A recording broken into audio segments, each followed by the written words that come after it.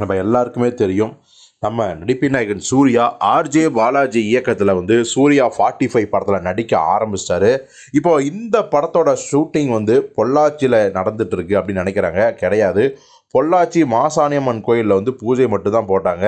கோயம்புத்தூரில் தான் முழு படமும் ஷூட்டிங் இருக்குங்கிறாங்க. குறிப்பாக வந்து பார்த்திங்கன்னா கோயம்புத்தூரில் மிக பிரபலமான வேளாண் கல்லூரி, அதாவது அக்ரிகல்ச்சர் காலேஜில் தான் இப்போது சமீபத்தில் ஷூட்டிங் நடந்துகிட்ருக்கு.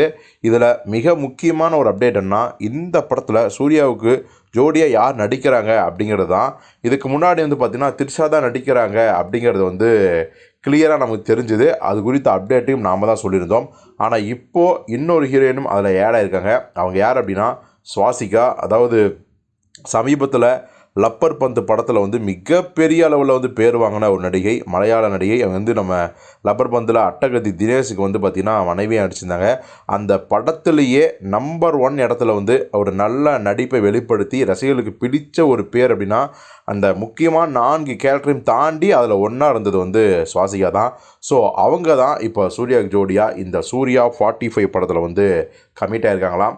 ஸோ இப்போது இந்த படத்தில் இன்னும் யாரெல்லாம் நடிக்க போகிறாங்க, இந்த படத்தில் வில்லன் யார் அப்படிங்கிற பல கேள்விகளும் எதிர்பார்ப்புகளும் இருந்துக்கிட்டே இருக்குது.